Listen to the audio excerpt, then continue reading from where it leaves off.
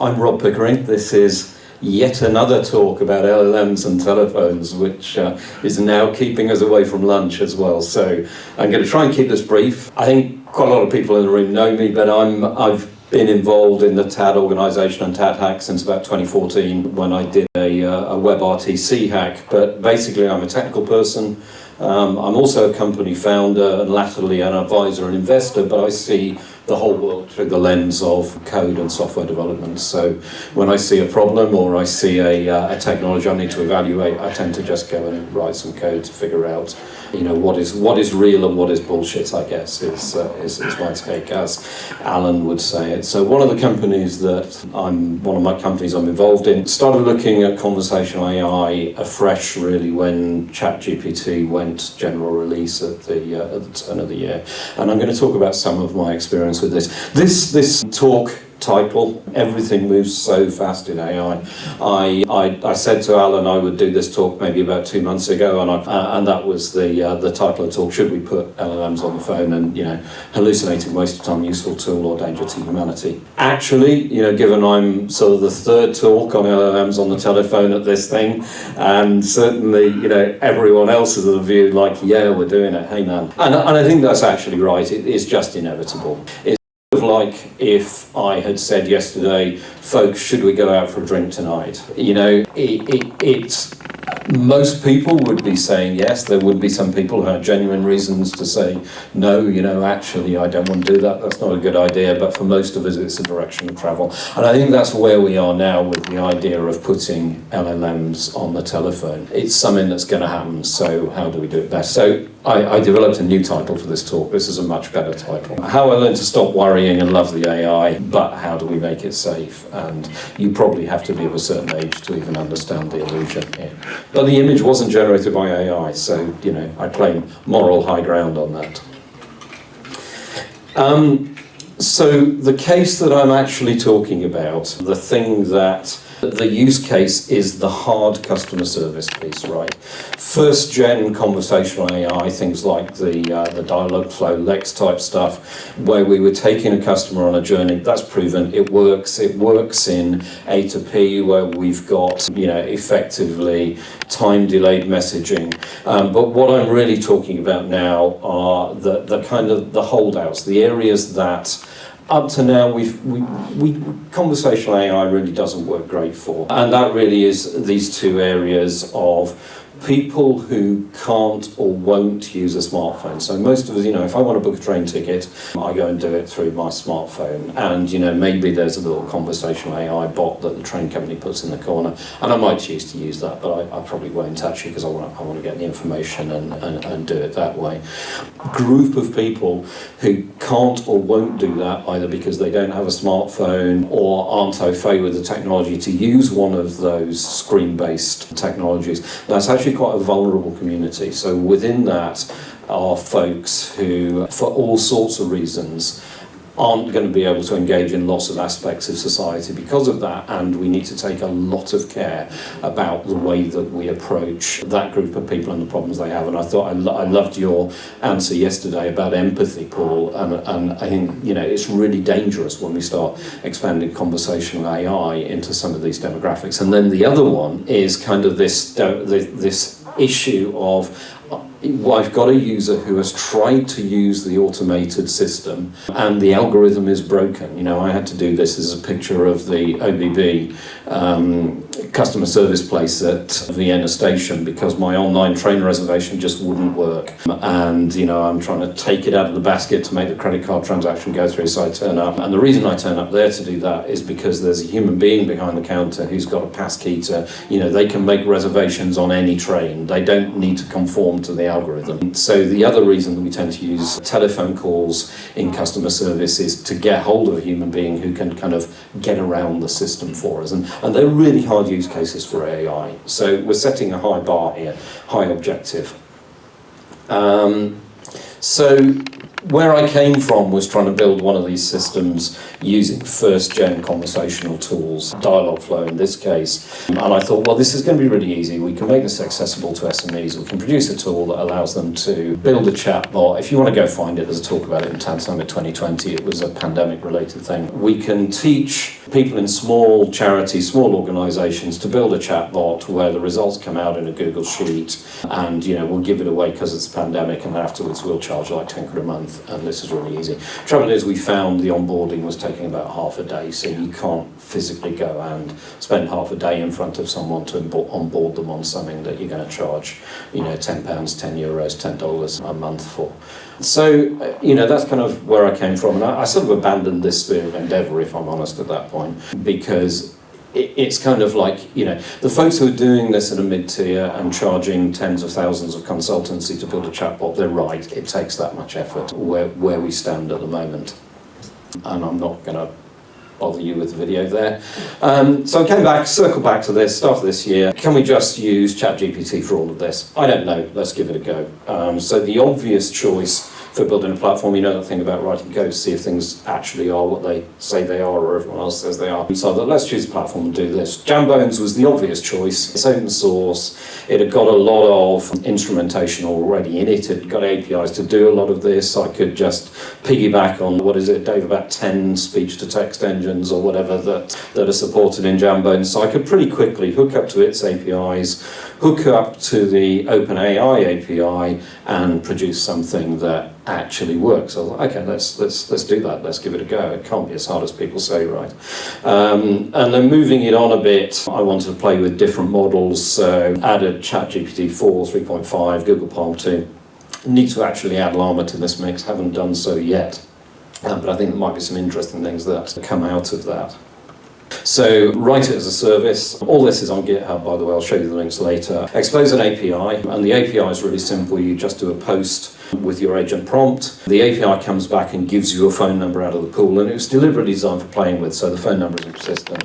It's out of a pool inside Jambones. You post your prompt, you get a phone number back, you make a phone call, and you've got an agent there that just works. So there's also some stuff in the API to update it mid-call, either across the agent or for an individual call, and I'll come back to why that's useful in a second. So that's the API taken care of, but APIs aren't really useful for people to evaluate stuff, so we just put a bit of a React front end on it.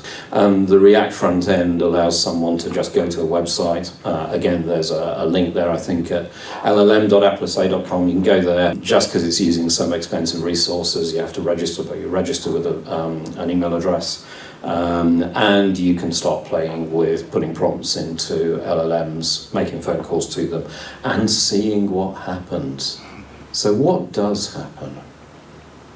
I had this kind of wacky idea of, let's see what happens if we connect up two different agents with two different prompts to take on two different roles. And it's like one of these things where you wake up in the morning at 5 a.m. and you think, wow, that's a really good idea. So tried to go back to sleep, but no, that didn't work. So I took a couple of prompts and did it, and this was the outcome.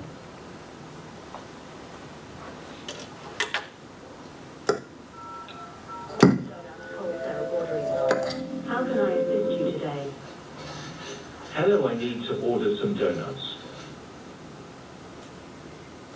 Hi there, thank you for calling Rob's Donuts. I'd be happy to help you with your order. How many donuts would you like to order? Hello, I need to order some donuts. I sell on average 45 donuts a day. What is the best price you can offer me? Notice the cat face sounds in the background. Great. I thought I would add Selling some an more average in the of 45 donuts is fantastic. Let me calculate the best price for you. Based on our cost price, I can offer you a special price of 40 pence per donut. So for 45 donuts, the total would be £18. How does that sound to you? Thank you for the offer, but I'm afraid that price is too high for me. I need to maintain a margin of 75% on my purchase price in order to make a profit. Can you offer a lower price? I understand your need to maintain a good profit margin. Let me see what I can do for you. Considering your desired margin of 75%, I can offer you a discounted price of 35 pence per donut. This would make the total for 45 donuts £15.75. Would that price work better for you? Thank you for considering my margin requirement. The price of £35 per day for 45 donuts sounds more reasonable. Did you hear that something went a little bit wrong there? What actually went wrong there was that, that was a really interesting exchange, right? And if those two, and they do actually conclude their negotiations, so they go into further loops. I'm not going to waste 10 minutes of your time going around that, but they do actually converge on a price that are within the parameters that were both given in the end. What actually happened there was an error in the speech to text where the pence was missing. So the restaurant owner misunderstood the 35 pence a donut and understood it as £35 for a batch of 45 donuts a day, and then got very confused. Sorry, I use words like understand and confuse. I should not use those words because there's no understanding and there's nothing to be confused. They're following a pattern, and I thought that was quite interesting, and we'll talk about how we get around things like that and constrain them by, the laws of universe and maths and things. But just in case you're sort of interested, that's the prompt that the restaurant owner was running. So this is not hard. I think that's kind of interesting that I think that whole thing took me, I don't know, about 25 minutes from start of an idea to writing two prompts to having these two things talk to each other. And I think one of those was GPT 3.5, the other was GPT 4. And you can hear from the latency which one is GPT 4 if you listen carefully, because GPT does introduce the latency, particularly the big models. So, in some ways, let's just connect LLMs to telephone systems and we'll write prompts and then that's the whole of conversational AI done and dusted, right? No. Prompting is a trap. It's a trap because a prompt isn't code. It isn't even instructions. So we write this thing which we think we're giving the LLM instructions. We're not giving it instructions. We're initializing it with some state. And we're hoping that the initialization with that state, when it's combined with further user input, will produce something sensible. But all the same, I think so long as we bear in mind that limitation, we can actually do some useful stuff with this, right? We have got to acknowledge the problems. Here for me are there are lots of problems with large language models and AI around power consumption and things, but they're big meta in terms of the English word problems that we will solve. But the main ones that actually cause us concern in the conversational AI world are hallucination, which is this idea that somehow the agent hallucinates.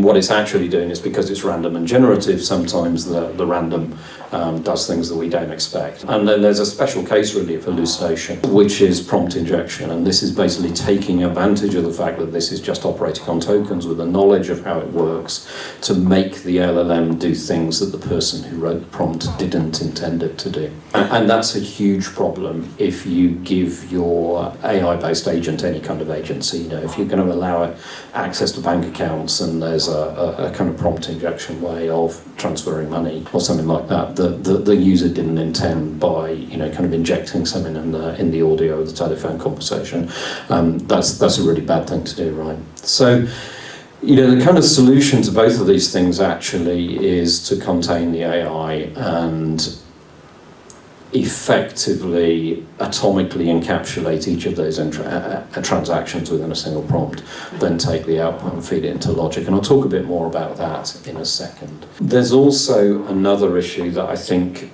you see in all demos around LLMs.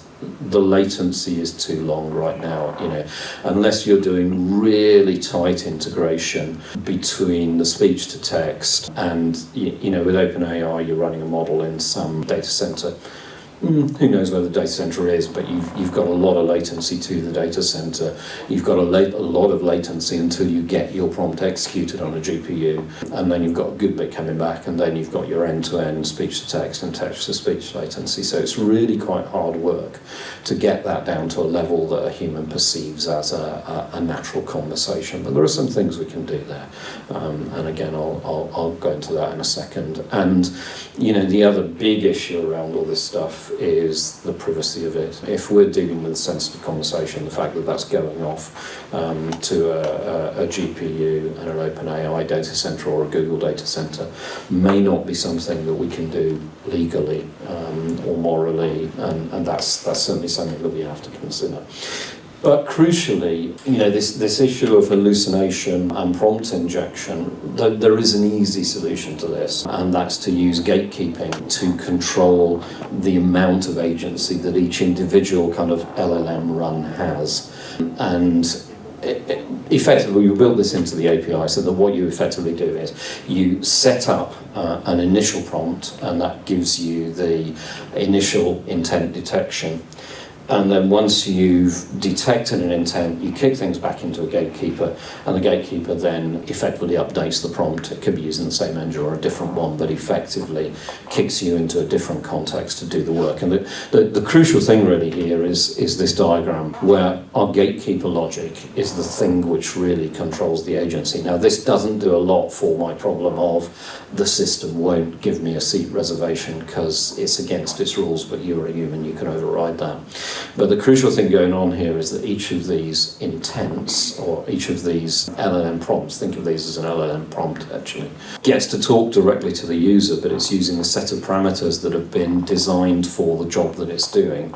And what it effectively does at the end of its intent detection is it kicks the whole process back into the gatekeeper. And the gatekeeper is the only thing that actually has direct access to the customer data. So if you think about something like a banking transaction where a customer comes in and says, yeah, I want to transfer some money. Certainly, sir, I need to authenticate you in doing that. So, the last thing you do is tell the LLM what authentication, whether it's phrases or words or whatever they're matching against, because the LLM is, it's not even stupid, it's a state machine, and it's a state.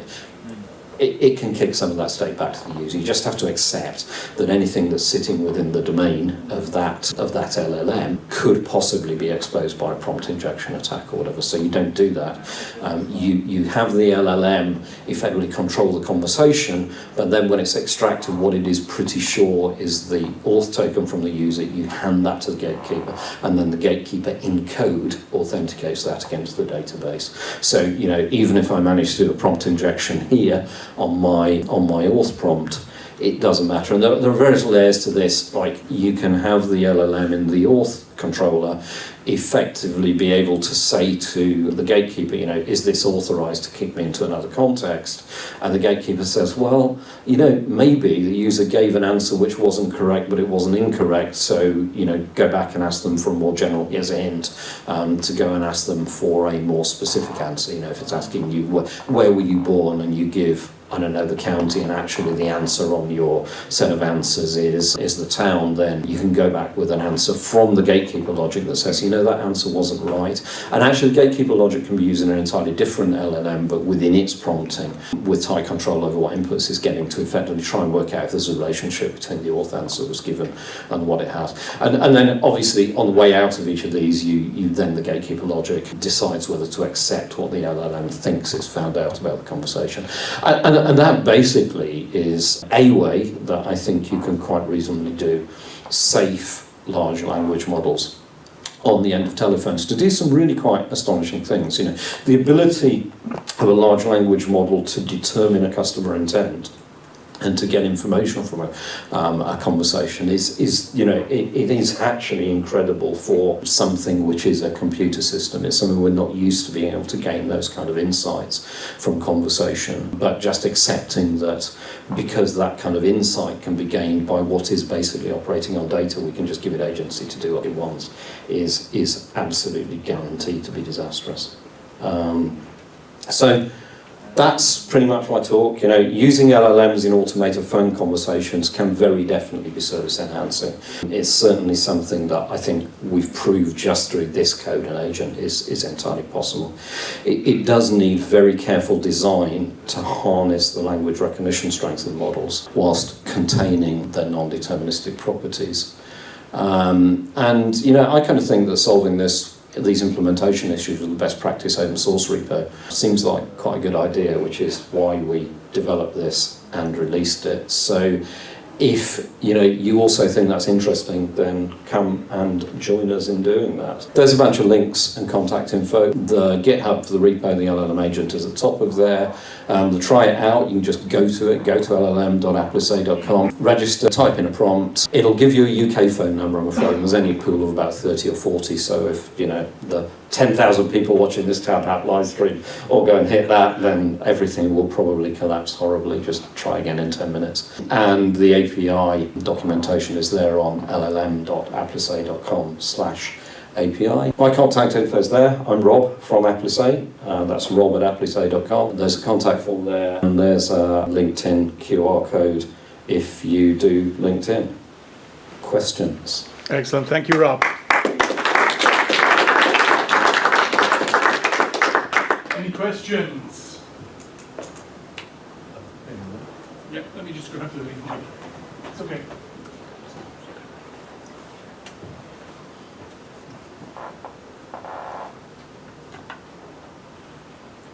Hello. Hello. Hey, just an exploratory question really around agent-to-agent negotiations there. I'm just fascinated by how that might evolve, that particular part of the whole kind of LLM framework. Like, how do you think that might move? Yeah, I mean, it's pretty obvious that the way it's going to move, that there's a vast amount of manpower goes into selling people things and procuring things, right, on a commercial level. And on a personal level, there's a great deal of attention span goes into life management. It seems pretty obvious to me that a lot of that can be automated away with this kind of agent. I think the harm is, as I showed in that demonstration, LLMs know how to interact with each other. They don't actually do strategy or maths. So your strategy and maths need to be in that gatekeeper function.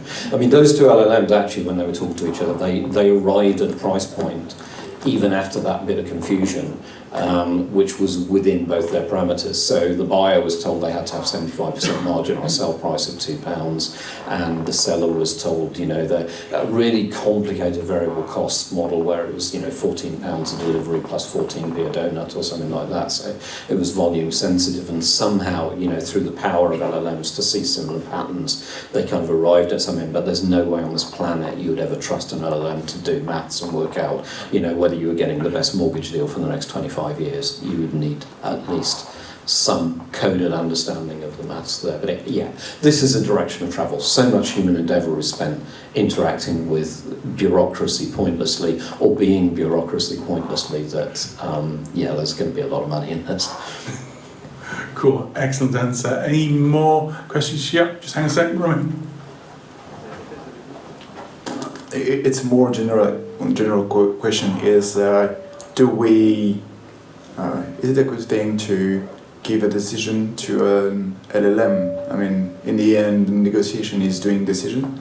So is it a good thing for us as a species?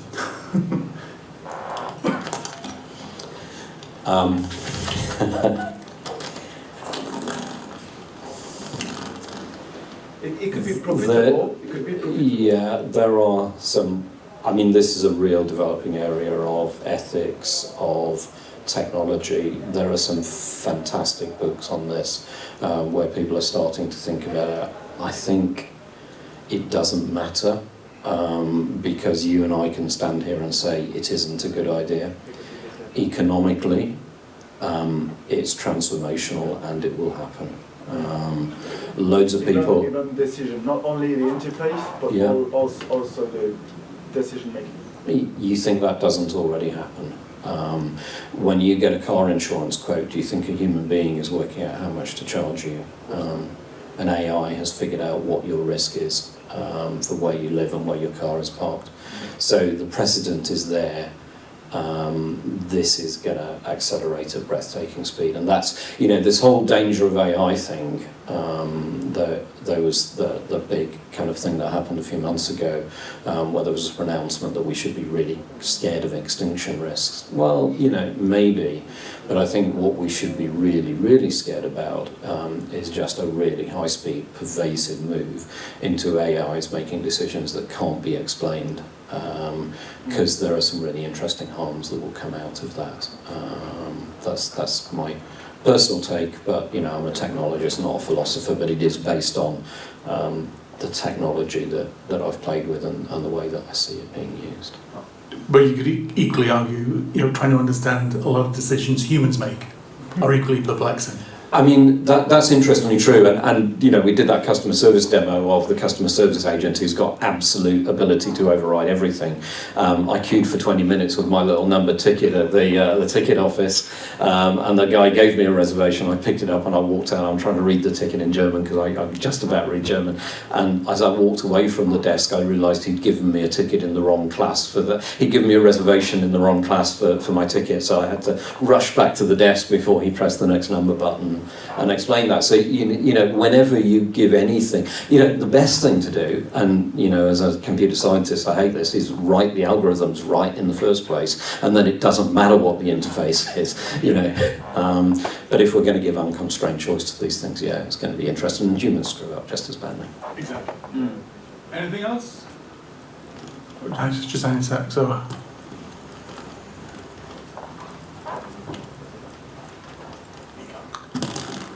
Do you think we're close, or maybe already have the capabilities to have a conversation where one of the callers, for example, talks past the endpoint detection, and or maybe interrupts the answer from the other person? Because now both speakers in the demo, just now you have two people who wait till the end and then politely answer on the full reply of the previous person. Do you see any progress, maybe some other demos from other companies, where they have like the possibility to interrupt and continue?